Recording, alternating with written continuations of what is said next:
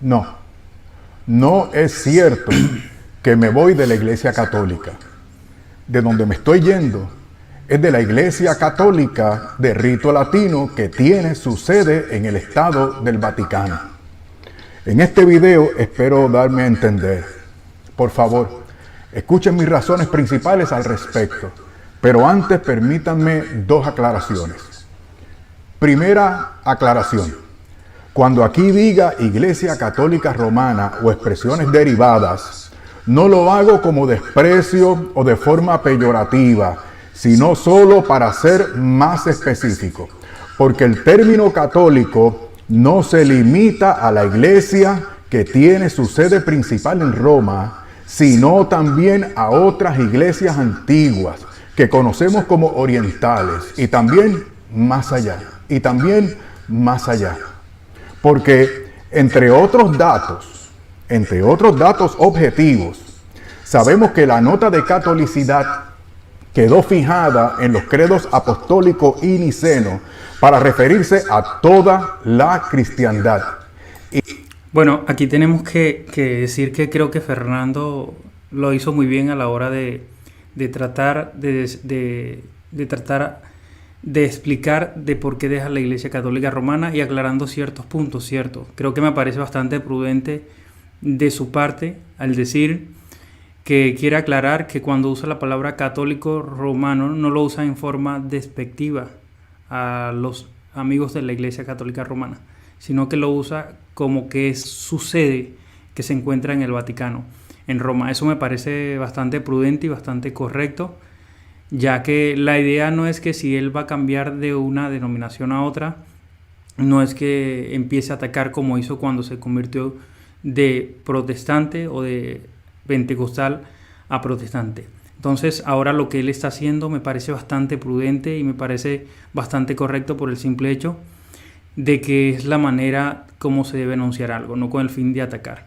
sino con el fin de aclarar, que me parece bastante correcto. Por otra parte, también aclara que el término católico, ¿verdad?, que muchos conocemos hoy día, que aunque fue usado primeramente por Ignacio de Antioquía, no por un obispo de Roma, sino por un obispo de Antioquía, se usaba no simplemente en el sentido de que Iglesia Católica Romana, sino Iglesia Católica, que significa universal.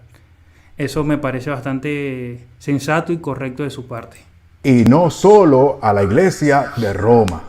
De hecho, la Iglesia Oriental de Antioquía es más antigua que la de Roma y de la que hay pruebas concluyentes de que fue establecida o acompañada por Pedro, Pablo y Bernabé.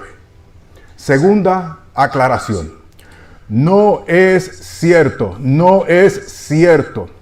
que yo haya comenzado un catecumenado para hacerme miembro de alguna iglesia. Lo que he estado haciendo recientemente es visitar diferentes comunidades mientras rezo, estudio y sigo en discernimiento.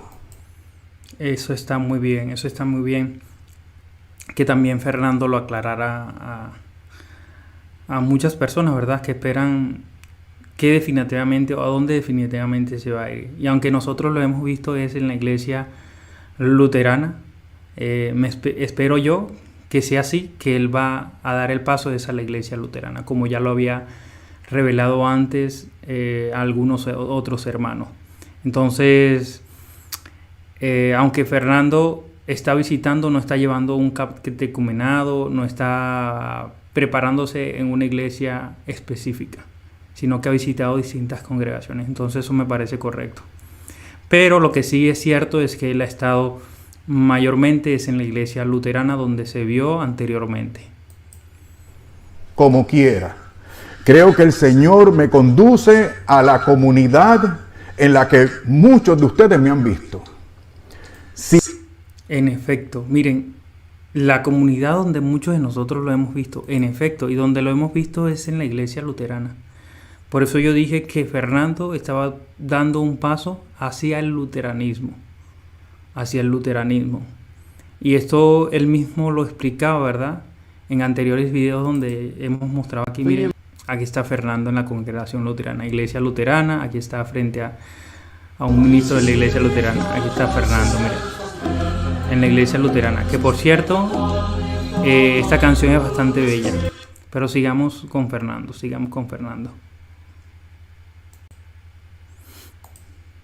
Si me decido a ello, en el año 2025 podría comenzar el proceso de catequesis para ser admitido si ellos lo aprueban y me aceptan. A propósito, tengo que aclarar también, se trata de una iglesia en la cual no puedo ejercer pastorado alguno, ya que estoy viejo, honestamente se los digo, estoy viejo para meterme otra vez a un seminario. Y además, no es conveniente para ninguna iglesia ordenar a un advenedizo y neófito que carece de experiencia con la tradición eclesial en cuestión. Así que no fundo ninguna iglesia, ni me voy para otra que me ponga las cosas fáciles o que me convenga personalmente. Mira, esta aclaración me parece bastante prudente y correcta por el simple hecho de que cuando Fernando hizo su transición del pentecostalismo a la Iglesia Católica Romana, él prácticamente lo pusieron ahí mismo, lo pusieron a ser un ministro de la palabra, como que él fuera una persona hiper, super, mega preparada del catolicismo romano. Y así como lo han hecho muchos apologistas que se han convertido al catolicismo romano, como el caso de Santiago Alarcón, que un mes después de haber hecho su transición al catolicismo, comenzó a predicar y a despifarrar todas sus ideas en las redes sociales. Entonces, creo que esto está muy bien, muy correcto. Fernando primero necesita una preparación, y si va a ser un maestro de la palabra en esa congregación donde va a estar ahora, creo que necesita una preparación para que él verdaderamente sea un ministro, por así decirlo, un ministro no neófito, un ministro bíblico, ya sea en cualquier congregación que se vaya, pero sabemos específicamente de que ya admite que se le ha visto es en la iglesia luterana. Bueno, entremos en materia. Me voy de la Iglesia Católica Romana por varias razones, pero la más importante es que para ser católico romano uno tiene que creer sí o sí todo lo que se nos propone como verdad de fe de parte del magisterio. Mira, esto es cierto. Para tú ser católico romano, tú tienes que creer todo lo que se te opone, todo lo que se te pinta, se te enseña de parte del magisterio. ¿Y qué es esto? Los dogmas marianos, el papado, la asunción de María, el purgatorio. Y tienes que creer todo. Si tú fallas en algún dogma, tú inmediatamente ya no eres católico. Y no es que te excomulgan desde Roma, porque tenemos a John Paul Mayer, tenemos a otros ministros que muchos niegan el papado, muchos niegan la Inmaculada Concepción, muchos niegan la virginidad, pero no han sido excomulgados. Sin embargo, tenemos a Fernando, que por su conciencia, ¿verdad?, que los apologistas ya lo iban a tachar de hereje por decir que habían 2 sacramentos, y así sucesivamente. Ya Fernando sí fue honesto y dijo, bueno, yo no puedo ser inconsistente, tengo que abandonar esa congregación y tengo que irme a otra iglesia donde sí esté tranquilo de mi conciencia. Y en este sentido, tengo que ser honesto y actuar de acuerdo a mi conciencia, debido a que no se puede seguir en esa iglesia cuando se tiene la convicción de que alguno de los dogmas, usos y costumbres que ha establecido no forman parte de la revelación de Dios en Cristo, o la contradicen según la Sagrada Escritura y el consenso de los padres apostólicos y de los padres de la iglesia. En efecto, creo que Fernando aquí está dándonos un punto bastante claro y preciso. La Iglesia Católica Romana contradice aún su propio catecismo. El catecismo está estipulado en la regla de Lerin. La regla de Lerin dice que no podemos interpretar las escrituras que vayan en contra del consenso unánime de los padres de la Iglesia, de los padres primitivos. ¿Qué significa esto? Que nosotros debemos interpretar de acuerdo a cómo ellos hayan enseñado. Ahora, es lamentable que la Iglesia Católica en muchos aspectos no interpreta la Biblia de acuerdo al consenso unánime de los padres. Por ejemplo, la mayor cantidad de los padres creían que la roca de Mateo 16-18 era la confesión de Pedro, es decir, Jesús. Entonces, la Iglesia Católica interpreta que es Pedro. Sin embargo, ahí se equivoca. También en el caso de la Asunción de María, no hubo un consenso que interpretara Apocalipsis 12 como que eso se refiere a María, sino que se refiere a la Iglesia, a los primeros padres de la Iglesia. También en el caso del purgatorio. La mayor parte de los padres de la Iglesia ni siquiera nombraron la palabra purgatorio, ni siquiera enseñaron el purgatorio. Hubo 1, 2, 3 por allí, como Orígenes, Clemente y Agustín, que postularon la teoría del purgatorio, pero ellos no tenían certeza de esta creencia. Aún Orígenes y Clemente simplemente estaban hablando acerca del día final de la muerte, donde iban a ser purificados. No está hablando de un purgatorio como tal, porque Orígenes no creía ni siquiera en el infierno. Entonces, lo que Fernando dice aquí tiene razón. También cuando se habla del caso de la Inmaculada Concepción, algunos padres hablaron de María como Inmaculada, nunca se habló de María como Inmaculada desde el momento de la concepción. Y creo que Fernando tiene mucha razón aquí. También con el caso del papado, las cartas que prácticamente recopió y por así decirlo, hizo trampa la Iglesia Católica, hizo trampa con ciertas cartas en la antigüedad y las falsificó. Y de los 7 concilios verdaderamente ecuménicos. Me tengo que ir, porque para mí es un riesgo espiritual y un suicidio intelectual creer todo lo que la Iglesia ha establecido y enseñado en detrimento de la unidad de la Iglesia de Cristo, mediante la imposición de su poder temporal por sobre las demás iglesias católicas de Oriente y la neutralización de sus disidentes internos en Occidente. Estoy siendo honesto con mis hermanos católicos romanos. Mira, esto es algo que me parece bastante honesto de su parte. Fernando Casanova está siendo honesto con sus amigos y hermanos católicos romanos, ¿verdad?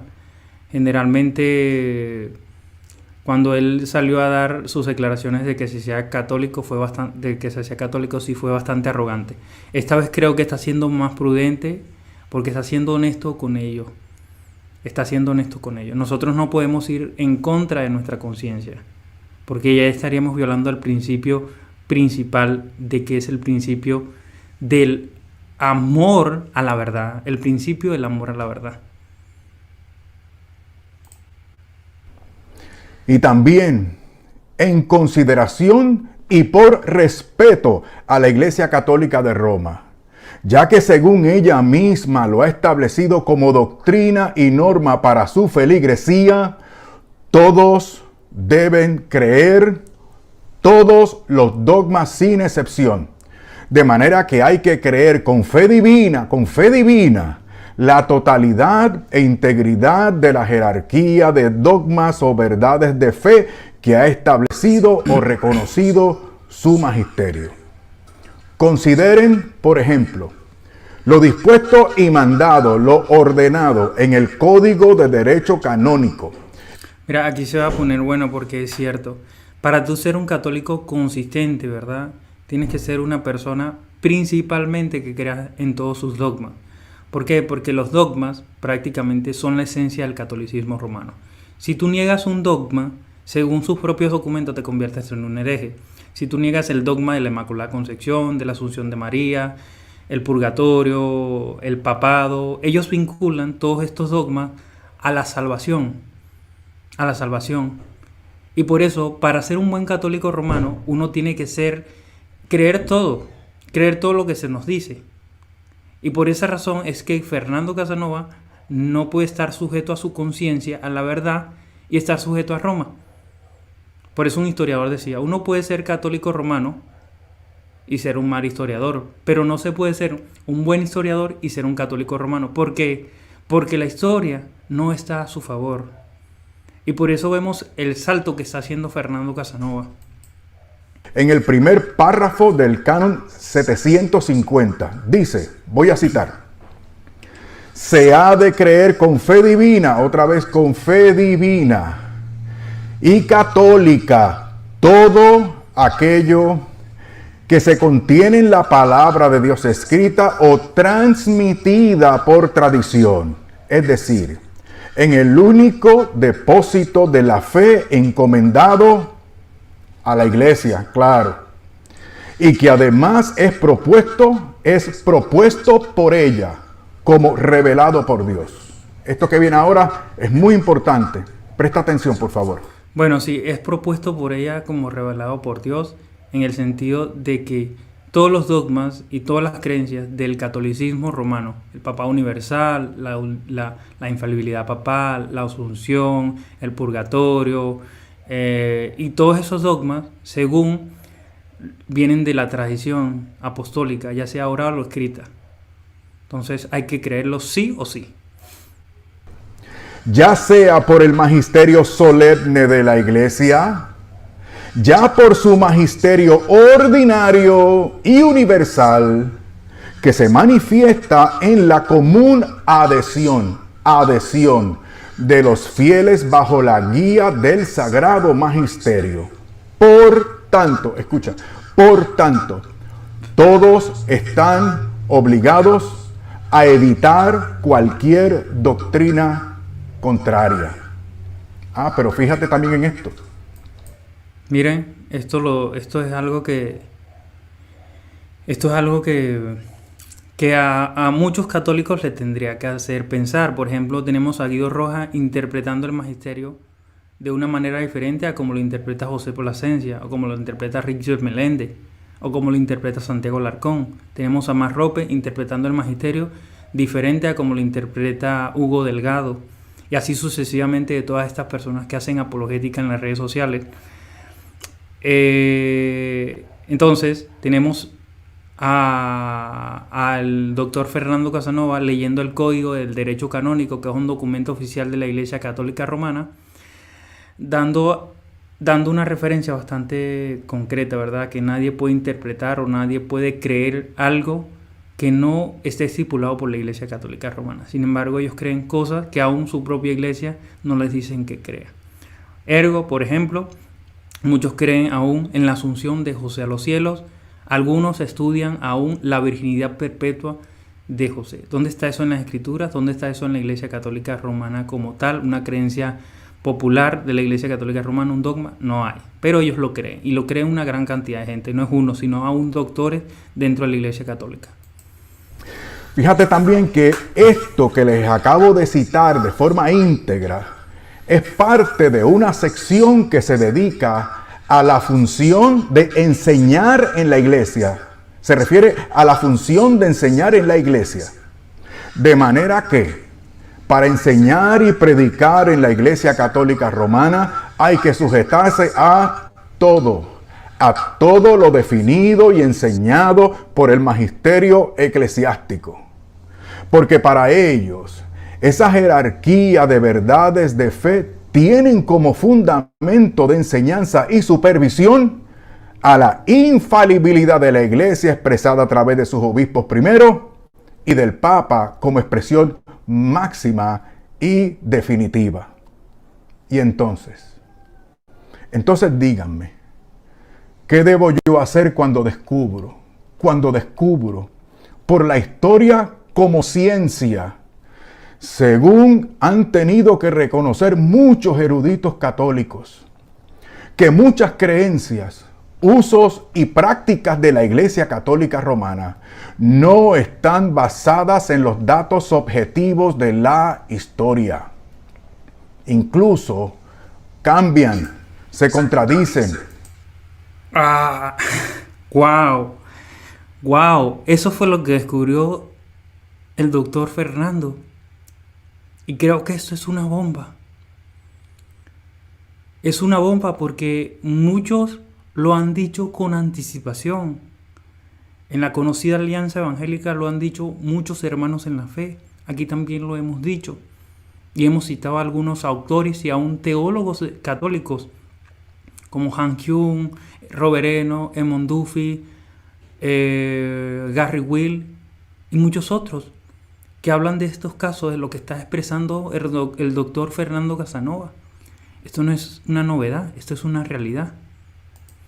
Inventan, tuercen la escritura y adulteran los escritos de algunos padres de la iglesia, sacándolos fuera de contexto y añadiéndoles elucubraciones filosóficas o rellenándolos con alegorías, mitos, leyendas y expresiones poéticas de supuesta piedad. Y además de literatura apócrifa, aunque ésta sea gnóstica o herética. Miren, aquí es cierto, ¿verdad? Aquí es cierto. Aún, esta honestidad que tiene Fernando Casanova la tiene la misma Enciclopedia Católica Romana. Que, por ejemplo, acerca de la Asunción de María, la Enciclopedia Católica Romana dice que toda la evidencia que se presenta hoy día la sacaron del tratado apócrifo Transitus Mariae o Transitus Virginis, que significa principalmente que ellos no tienen evidencia histórica sobre la Asunción de María, pero presentan estos documentos, como los hemos presentado nosotros anteriormente, que provienen mayormente de los apócrifos y lo ponen como una verdad. O sea, ellos hacen doctrinas de los apócrifos. Y lo que está diciendo el doctor Fernando Casanova aquí es muy acertado. Es muy acertado. Y es muy lamentable que se haga apologética dentro de la Iglesia Católica de estos textos. Pero Fernando, como tiene una mente crítica, como anteriormente fue pentecostal, fue una persona pensante, vemos claramente que Fernando analizó estos casos y se dio cuenta, hermano, de que sí, ellos usan hasta los apócrifos para hacer apologética, para hacer teología. Y, como vemos, esto le sacó la cuenta, esto le pasó la cuenta, como vemos al doctor Fernando Casanova abandonando la Iglesia Católica Romana. Díganme, ¿qué se puede hacer cuando uno descubre que toda esa manipulación de fuentes tiene como propósito el establecimiento y desarrollo del papado monárquico y jurisdiccional del mandamás, que termina por contradecir el papado de honor o consultoría del que gozaba sanamente el obispo de Roma, según podemos comprobar entre los siglos II al IV? En efecto, hermano. En efecto, creo que Fernando lo que logró percibir es que ha visto los videos de algunos hermanos en la fe.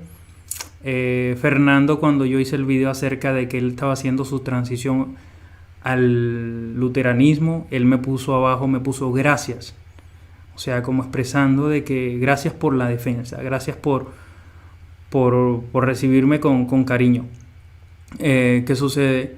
De que él prácticamente veía estos canales que hacen apologética por las redes sociales, ¿verdad? Como el hermano Edgar Pacheco, Néstor Díaz, los hermanos de la Alianza Salvador Barragán y otros hermanos en la fe que se dedican a hacer este tipo de defensa y tratan de dar a conocer la verdad bíblica histórica. Y por eso Fernando se dio cuenta.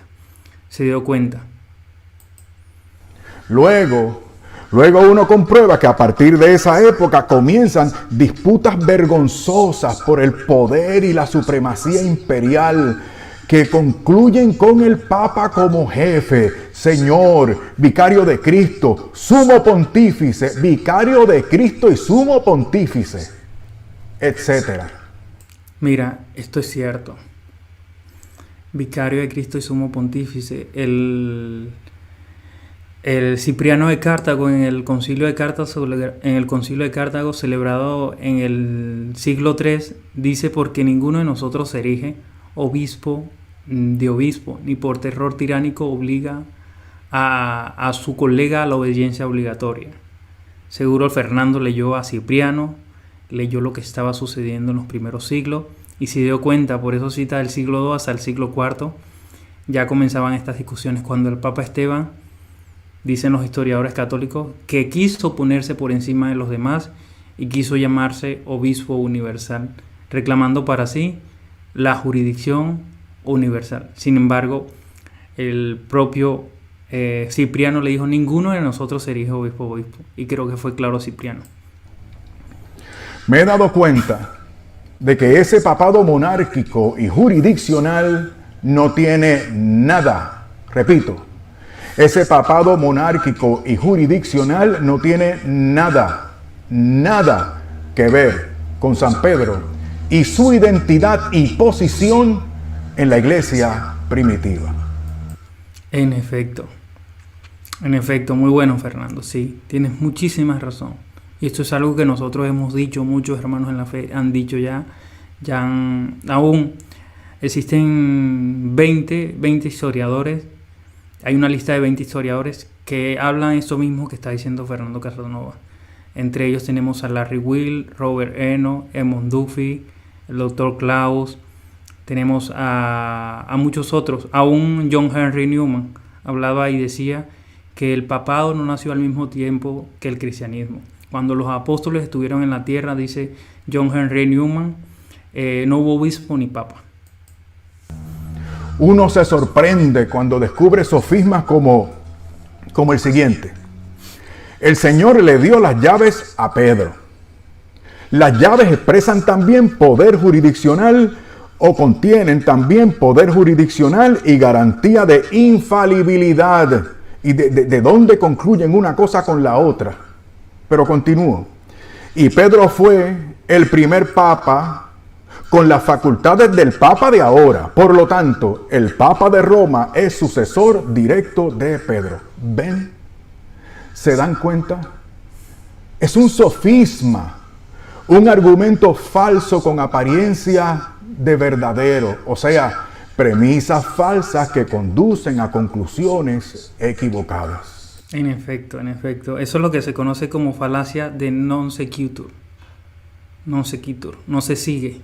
No se sigue de que la premisa sea cierta, no se sigue de que va a ser cierta la conclusión. O no se sigue de que haya una premisa falsa, mucho menos va a ser cierta la conclusión. Pero si es que ni siquiera se puede demostrar por medio de la Biblia, ni de los padres en general, ni la historiografía, que Pedro haya tenido sucesor inmediato, ni que las listas contradictorias de papas que hoy tenemos sean correctas. En cuanto a la Sagrada Escritura, entiendo que no podemos adulterar los textos desde ideas preconcebidas. Por ejemplo, Mateo 16, 18. Bien, si uno se atiene a la estructura de ese texto en su contexto, verá fácilmente que la idea que resuelve Mateo 16, 18 es la identidad de Jesús como Mesías e Hijo de Dios, y no la entidad de Pedro como jefe máximo de la iglesia. De manera que la piedra sobre la que el Señor establece su iglesia es la confesión que hace Pedro en representación de los demás apóstoles. Este es un golpe bajo al católico romano, ¿verdad? Ya vi por ahí que le estaban tirando durísimo a Fernando Casanova. Ya vi por ahí que lo estaban tratando de hereje. Ya vi por ahí que le dijeron que se fuera a su secta. Pero bueno, gloria al Señor. Gloria al Señor, porque antes era ciego, hoy puede ver. Así como dijimos cada uno de nosotros, hoy era ciego, ahora puedo ver. Este es un golpe bajo para el católico, ¿no? De que Fernando reconozca esta realidad, aunque muchos teólogos católicos interpretan Mateo 16, 18 como que la roca principal es Cristo, que lo reconozca Fernando Casanova, que antes decía que la roca era Pedro. Esto me llena de bastante orgullo y me llena de bastante gozo escucharlo de sus labios, una persona que estuvo dentro de la Iglesia Católica Romana. Y bueno, esto de verdad que bravo, Fernando, bravo, muy valiente. O sea, como representante de los 12 y no como su jefe. Y si la intención era que Pedro fuera el primero como jefe manda más, ¿por qué entonces en la primera diócesis de Jerusalén el obispo en propiedad era Santiago? Uf, esto es algo también que Fernando se dio cuenta. ¿Por qué razón? Y esto es un argumento válido, un argumento muy fuerte. ¿Por qué razón Santiago presidió el concilio, abrió el concilio, fue el más que abrió en el concilio y luego cierra el concilio? Entonces, legalmente el primer papa no fue Pedro, porque la palabra papa en los 3 primeros siglos de la iglesia se usaba como un título de honor. El papa de Roma, el papa de Alejandría, el papa de Antioquía y así sucesivamente. Entonces, muy bueno, Fernando, muy buen argumento. Eso del papado como lo entienden ahora, basado en este texto, es una inclusión tardía. De hecho, la mayoría de los santos padres interpretan eso de sobre esta roca como se los he tratado de explicar aquí. Y nada que ver con una jefatura de Pedro. Ustedes pueden descubrir esto en padres como Orígenes, Ambrosio, Cipriano y Beda, entre otros. Pero también tenemos San Juan. Evangelio según San Juan, capítulo 21, versículos 15 al 18. En donde algunos creen que se establece la primacía jerárquica de San Pedro sobre los demás en cuanto al cuidado y administración de la Iglesia universal. Ahí, una vez más, miran el texto desde el papado jurisdiccional, un anacronismo tremendo, y se despegan de la idea general del texto, en el cual trata sobre el restablecimiento, de eso trata el texto, sobre el restablecimiento de San Pedro en su ministerio, del cual él pensaba haber caído por sus 3 negaciones. Mira, en efecto, esto es prácticamente la interpretación protestante de ese texto. La interpretación protestante de ese texto.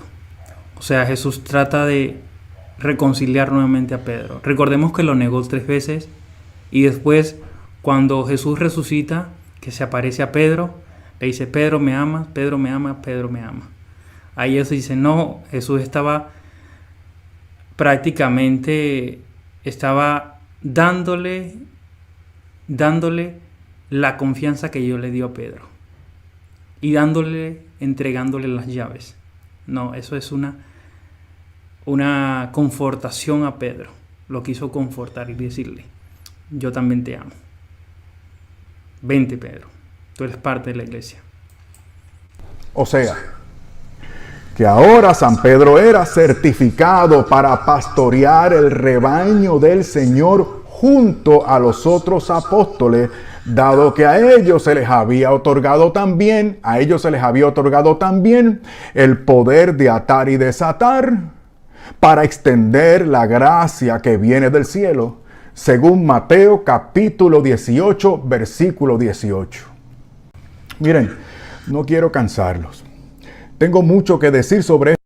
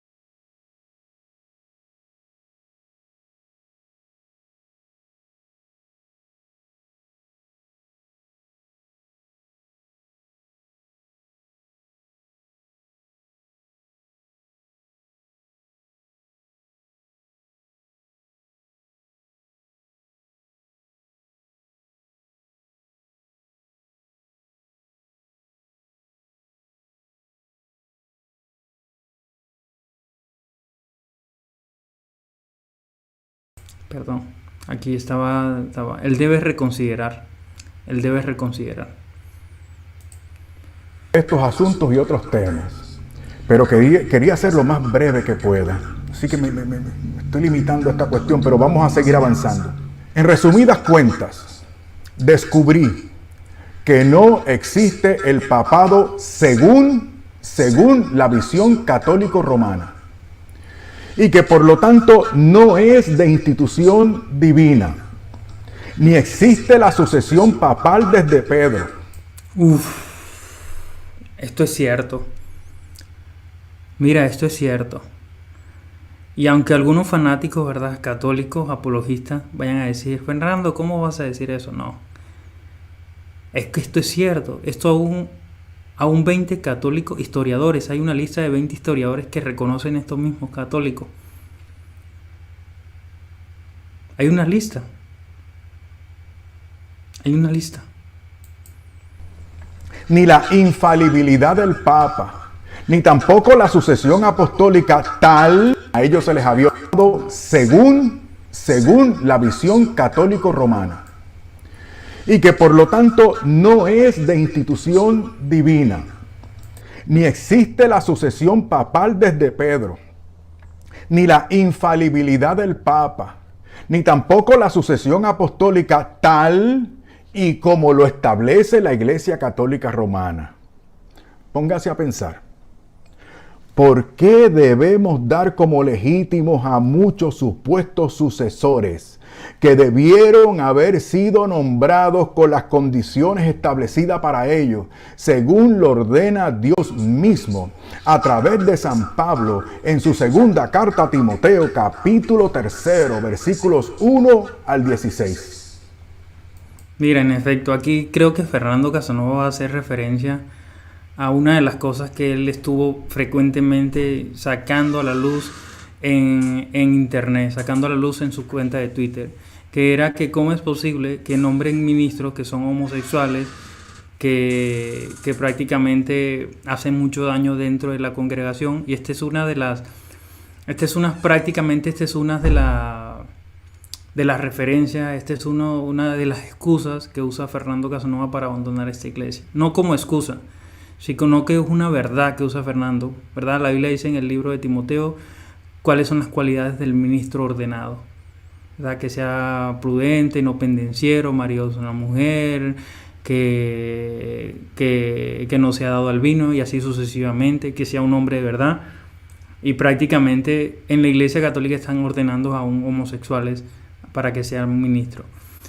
A lo largo de la historia también tenemos papas mentirosos, papas violadores, papas asesinos, papas que practicaron la bigamia, papas que vendieron el papado, papas inmorales, y así sucesivamente. Entonces, según segunda de Timoteo, dice Fernando 3, 1 al 16, eso rompe la sucesión que ellos dicen que hubo una sucesión ininterrumpida desde los apóstoles hasta nuestros días. Me parece muy bueno el punto por la cual Fernando abandona esta institución.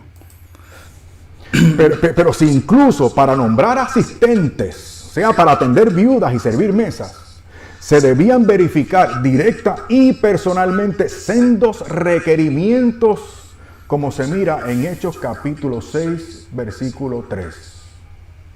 Sin embargo, a esto alguien me podría responder que debido a los retos actuales hay que acomodarse y cambiar las cosas. A lo que yo respondo, basado en eso mismo, ahora tenemos una tolerancia y hasta contubernio con la perversión progre, el wokismo. Mira, esto es cierto. Yo sabía que Fernando lo iba a sacar a la luz. Yo sabía, ¿verdad? Esto del fiducia supplican. Tenemos a Jean Martyr bendiciendo parejas del mismo sexo. Tenemos en Alemania bendiciendo parejas del mismo sexo. Tenemos a homosexuales dentro de las diócesis bendiciendo personas, parejas del mismo sexo. Y siendo nombrados, como ya lo dije anteriormente, y siendo nombrados ministros ordenados de la Iglesia Católica Romana. Y es muy triste que una institución que se diga la Iglesia verdadera de Jesucristo haga esto. Es muy triste, hermano.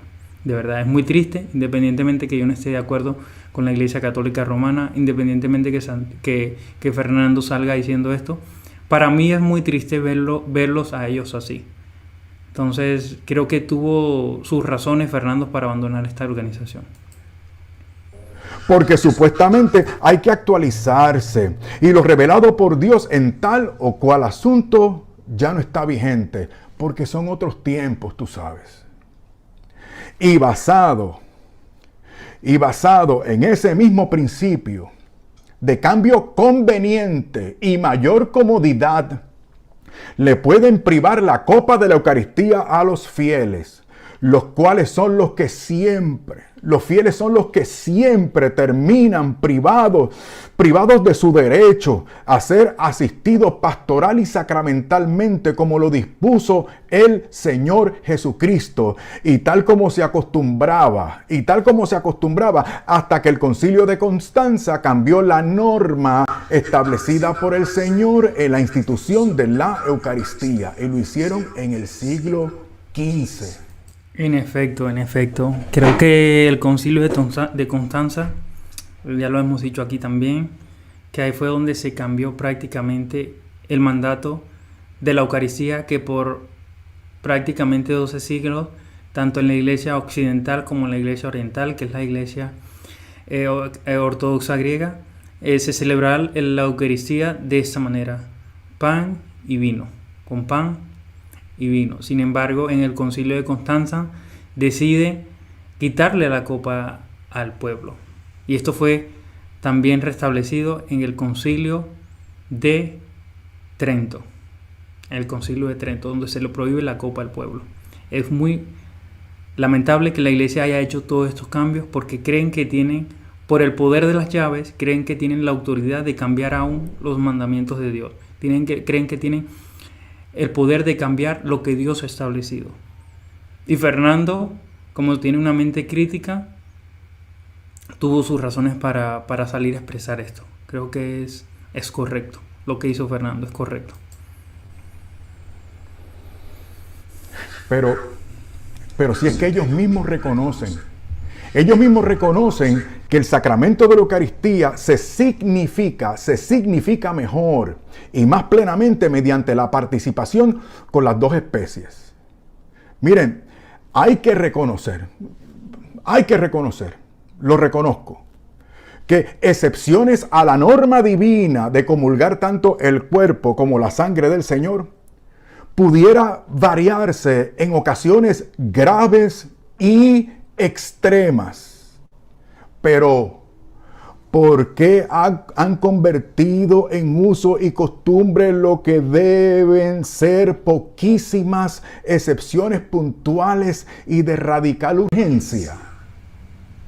Esta es la respuesta: por comodidad de los clérigos. Y así, una vez más, los pobres fieles perjudicados, oprimidos por la primacía y la conveniencia y comodidad de los señores que mandan y disponen según su criterio y no según el precepto divino. Ahora bien, tengo que clarificar que mis razones no son las deficiencias. Esto es importante, por favor, escúchame.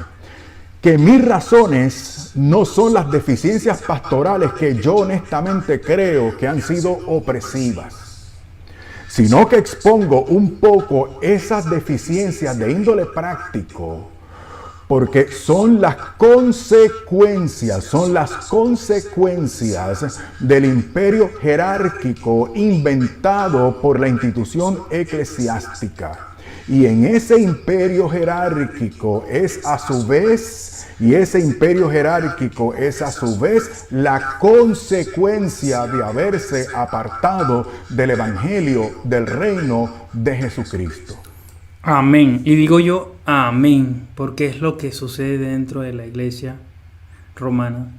Habiendo conocido a Dios, no le glorificaron como a Dios, sino que se envanecieron y comenzaron a dar gloria a las criaturas antes que al Creador.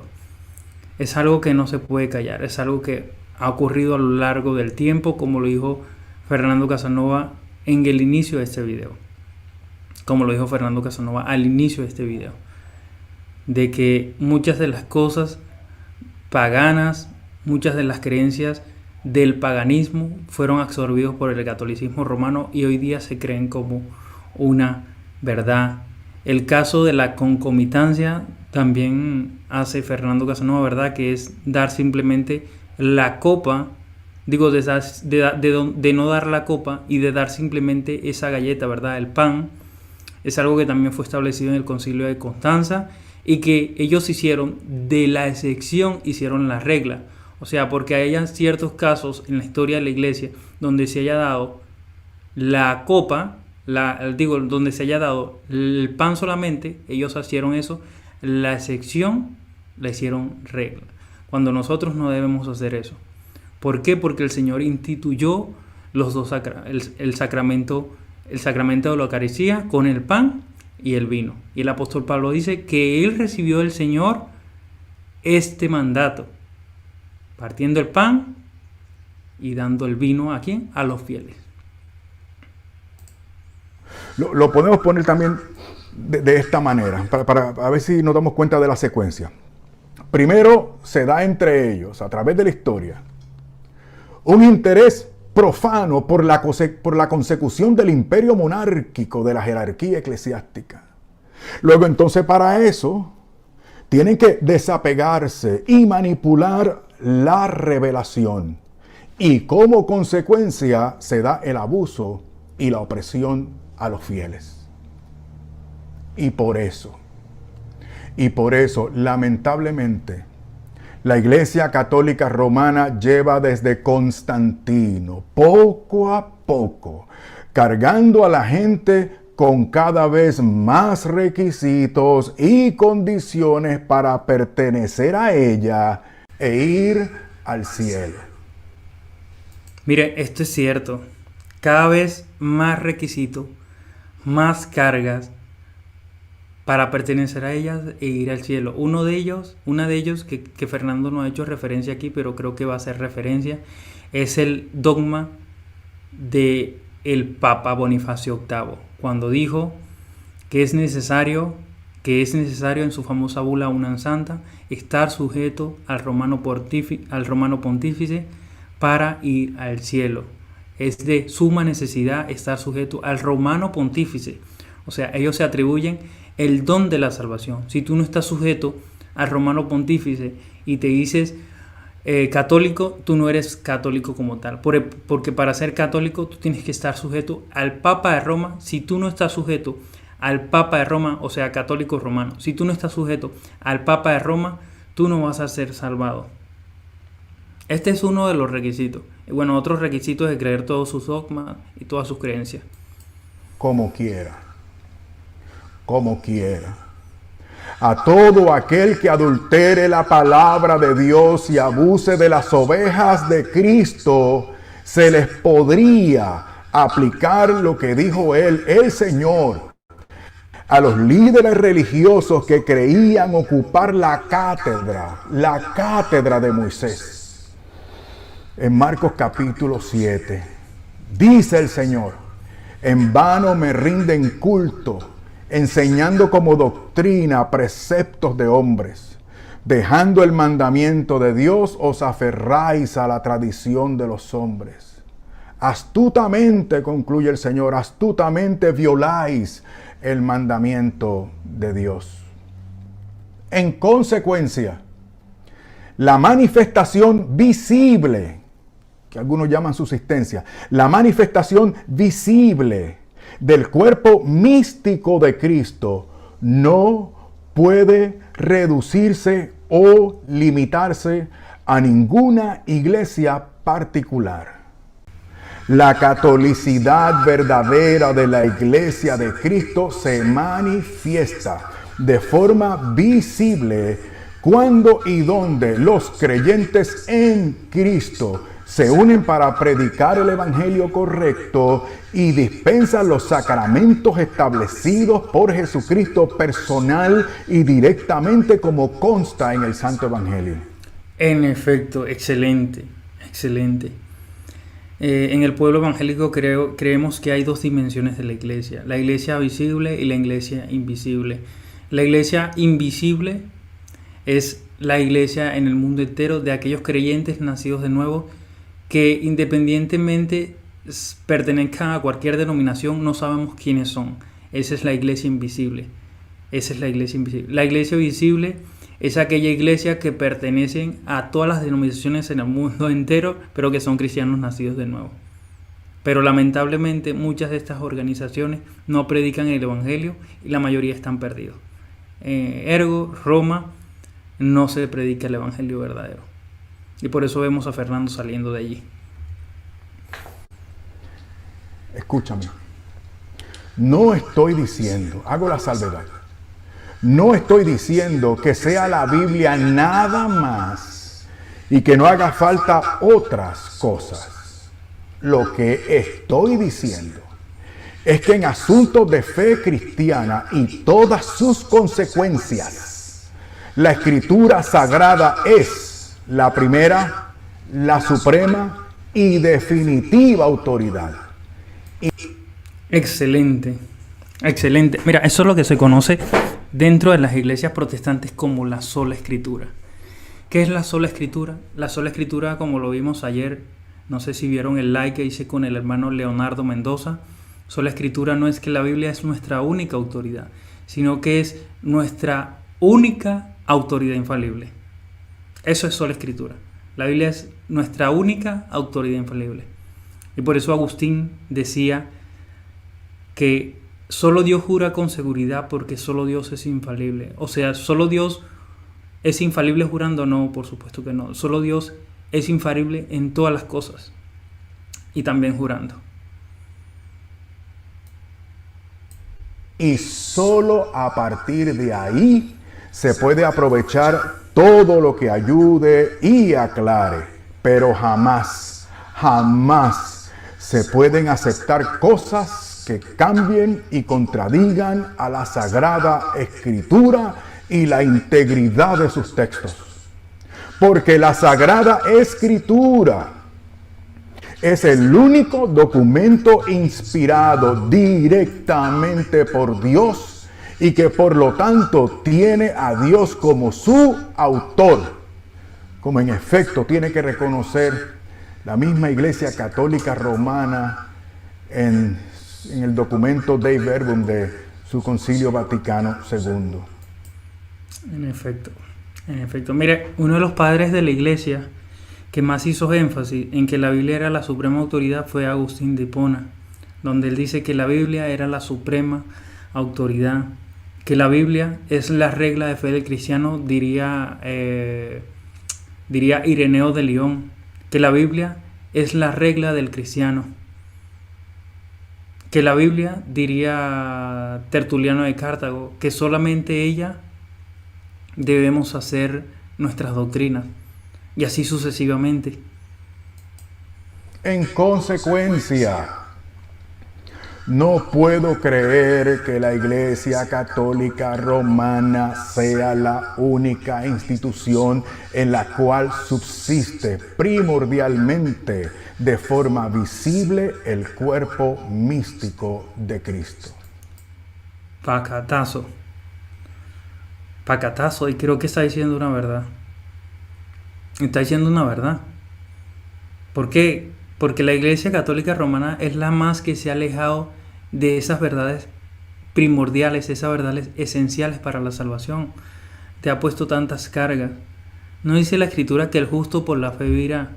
No dice la Escritura en el libro de Efesios 8 y 9 que por gracia somos salvos por medio de la fe. Y esto no es de vosotros, pues es don de Dios, no es por obras para que nadie se gloríe. No dice la Biblia en Tito 3:5 que nos salvó por obra de justicia, pero no por nada de lo que nosotros hayamos hecho, sino conforme a su misericordia.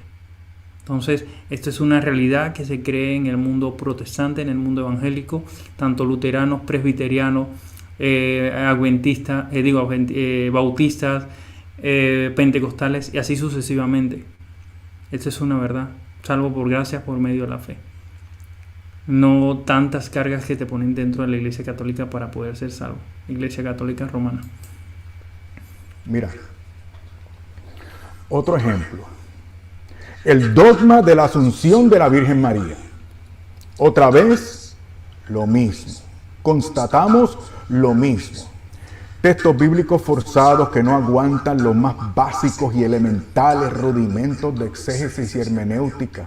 Otra vez, uso de leyendas y tradiciones apócrifas. Otra vez, lenguaje sentimental y carente de rigor teológico. Otra vez, aplicaciones forzadas de frases sueltas de los santos padres.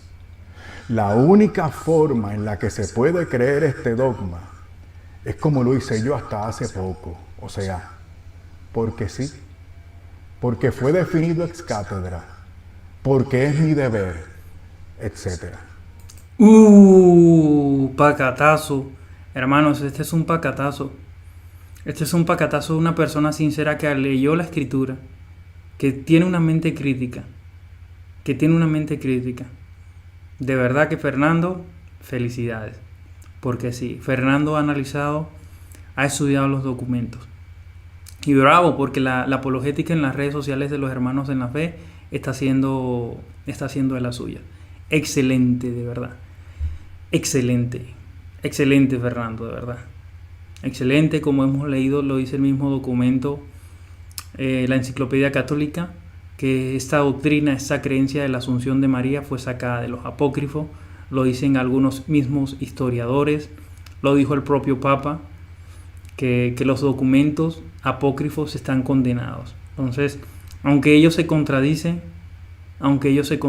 siguen creyendo en sus dogmas. Pero Fernando fue clarísimo al decirle esta verdad. Sacaron el dogma de la Asunción, ¿de dónde? De los apócrifos.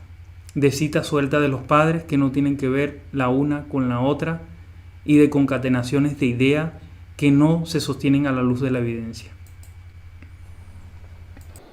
Y eso es preocupante. Eso es preocupante porque de esa manera se elabora cierta mariología y se desarrollan ciertas piedades marianas que no hacen justicia y desvirtúan el maravilloso ejemplo y testimonio de la Madre de Dios. La bienaventurada, esa misma que dijo, engrandece mi alma al Señor, y mi espíritu se regocija en Dios, mi Salvador. Amén, Fernando, en efecto. María, para aclarar aquí, María es madre de Dios, ¿en qué sentido? En que María es madre de Jesús, por lo tanto Jesús es Dios. ¿En qué sentido? En que María es madre de aquel que es Dios. O sea, el término madre de Dios se usó en los primeros siglos en un sentido estricto, por así decirlo. María es la paridora de Dios. O sea, porque María parió a ese niño y por lo tanto ese niño es Dios. María es paridora de Dios. Entonces, para aclarar eso, pero Fernando dice una verdad. María es bienaventurada, por supuesto, y eso lo creemos nosotros también, nosotros los evangélicos y protestantes. Porque ha mirado la humilde condición de su esclava. Y por eso mismo, por esa razón, es que ella continúa diciendo que la tendremos por bienaventurada o feliz.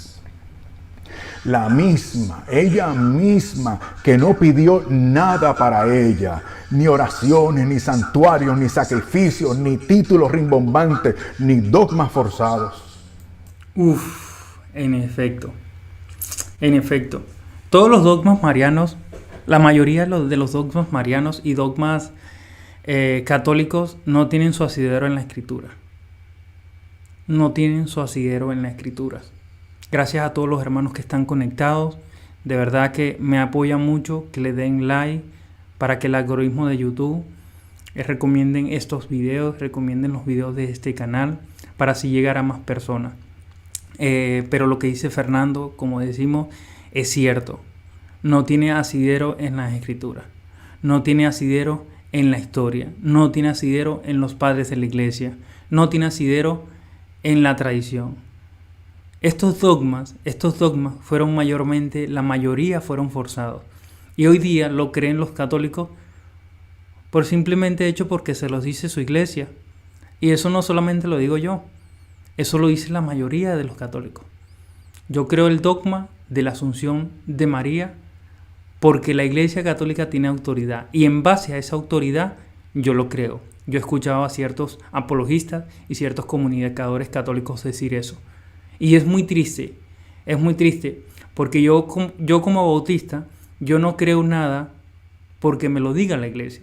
Yo creo algo porque aunque me aferro y estoy sujeto a las confesiones bautistas, estoy sujeto a una confesión bautista particular, yo creo lo que la Iglesia Bautista me dice porque lo constaté en las Escrituras, porque es bíblico, porque tiene su asidero en la Biblia y en la historia y no va en contra de la razón.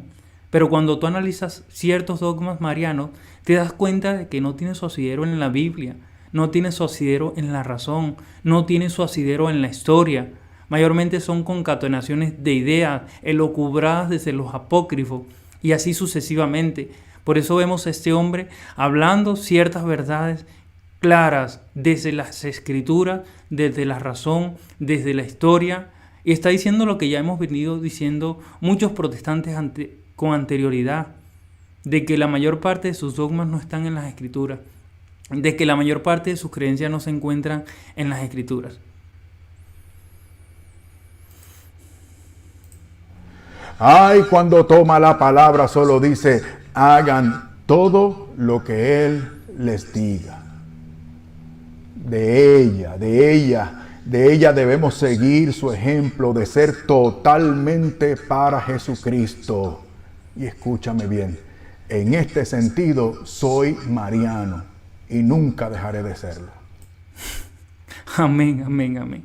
En ese sentido, hagan todo lo que Él diga, ¿verdad? Que es una frase que creo que el católico no toma mucho en cuenta. Hagan todo lo que Él le diga. Jesús nunca mandó a que se le hicieran templos, nunca mandó a que le rezaran, a que le hicieran procesiones, a que rezaran el rosario y así sucesivamente. Y creo que Fernando Casanova tiene mucha razón aquí, al decir, en ese sentido soy mariano y nunca dejaré de serlo. Bueno, está bien, aunque somos más cristianos, ¿verdad? Pero en ese sentido está bien porque María dijo algo que tuvo mucha razón. Hagan todo lo que Él diga. Nosotros hacemos todo lo que Jesús dice. ¿Por qué? Porque está en la Escritura. Hacemos todo lo que dice la Escritura. No violamos, no quitamos nada. Y creo que Fernando Casanova preparó muy bien todo lo que iba a decir y lo dijo con base sólida en documentos de su propia organización de la cual él era parte, que ahora se despide. Hay otras razones doctrinales de mi parte que mueven mi entendimiento y voluntad para irme oficialmente de la Iglesia Católica Romana, pero nunca a alejarme de mis hermanos de esa iglesia. Aquí seguiré semanalmente en este canal para servirles a todos. ¿Y qué de mí ahora?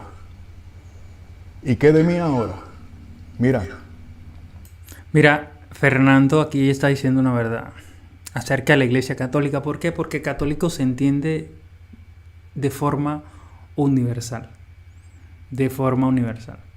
Él va a seguir hablando sus convicciones acerca de la verdad, de lo que él cree hoy día, de lo que su conciencia verdaderamente entendió y abrió los ojos.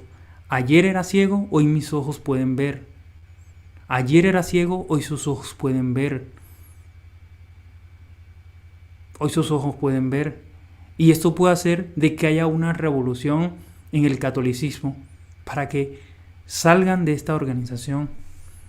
Que como dice Fernando, una persona más preparada que yo, más preparada que tú, más preparada que la mayor parte de los apologistas que vemos en las redes sociales de internet católico puedan abrir sus ojos a la verdad. Fernando no era un simple laico. Fernando era un ministro ordenado dentro de esa organización. Entonces, creo que hay que tomar en serio a Fernando. Hay que tomarlo en serio. Le respondo haciendo mías las palabras que se le acreditan a un sacerdote y monje católico romano del siglo XVI. Mi conciencia está cautiva de la palabra de Dios. No puedo ni quiero retractarme, puesto que no es prudente ni recto obrar contra la conciencia. No puedo proceder de otra manera. Aquí estoy. Que Dios me ayude. En el nombre del Padre, y del Hijo, y del Espíritu Santo. Amén. Amén, Fernando. Amén. Amén, ¿verdad? Fernando se persina, ¿verdad? Que es algo no común en la iglesia protestante, aunque en algunas comunidades antiguas lo hacen. ¿Qué puedo decir? ¿Qué puedo decir? Aquí Fernando está citando a Martín Lutero.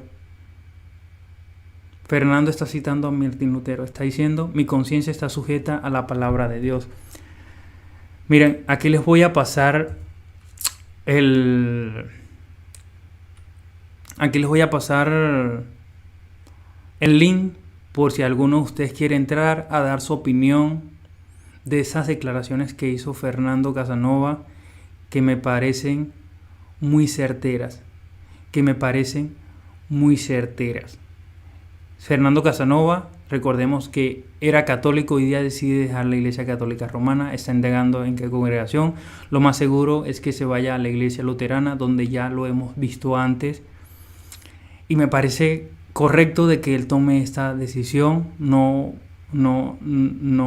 yendo en contra de su conciencia, de lo que su conciencia le dice, que es verdad, de lo que muchos papas, muchos sacerdotes, muchas personas están enseñando hoy día, que es verdad. Fernando creo que tomó la mejor decisión, tomó bastante tiempo para tomar esta decisión, pero bueno, gloria al Señor, nosotros celebramos, no lo vamos a tener como él dice, como un adalí, simplemente celebramos porque abrió los ojos a la verdad y ahora puede ser de bendición por medio de su canal, predicar la verdad de Dios, predicar el Evangelio. Espero que en este nuevo camino, ¿verdad? Que Fernando sea de bendición para muchos dentro de la comunidad protestante, ¿verdad? Entonces, esperemos que Fernando siga creciendo, esperemos que Fernando siga estudiando, siga capacitándose, porque las verdades que dio aquí son verdades innegables, Launatio Constantino, ¿verdad? Que es un documento prácticamente dentro de la Iglesia Católica Romana, que fue falsificado, y otros documentos que fueron falsificados. Fernando habló de eso. Habló también del papado, que nunca hubo un papado universal. Y como yo dije, en el primer concilio de Cartago, Cipriano se levantó contra el Papa Esteban y le dijo: ninguno de nosotros se erige obispo de obispo, ni por terror tiránico obliga a su colega a la obediencia obligatoria. Por otra parte, también tenemos el caso de Gregorio el Magno, que en su carta contra Mauricio Augusto y en otras cartas dice que él rechaza el título de el Papa Universal. Él dice que es un título pretencioso, y quien se quiere llamar obispo universal es en su exaltación un precursor del anticristo. Entonces, si lo dice Fernando, que tiene tanto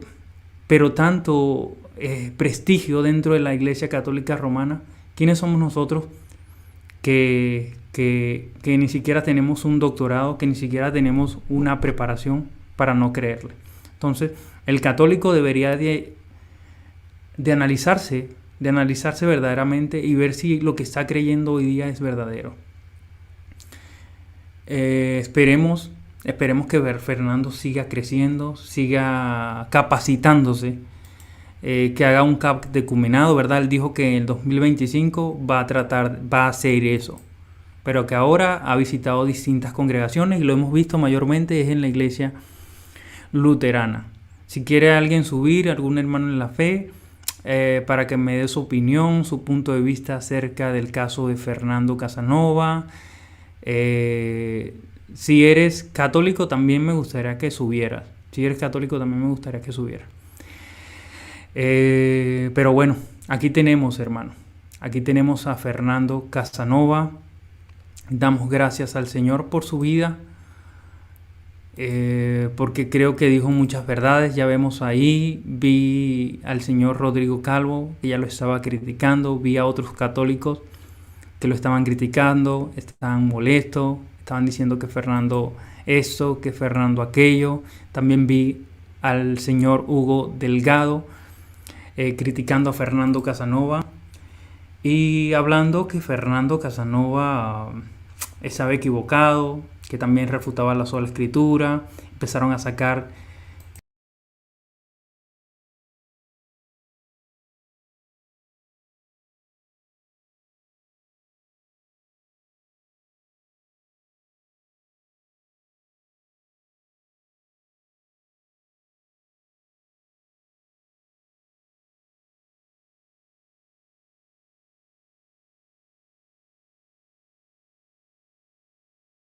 no me parece correcto de estos apologistas. Debieron de darle tiempo a que él se explicara y luego salir a criticarlo. Pero ahora es que le va a llover palo a Fernando.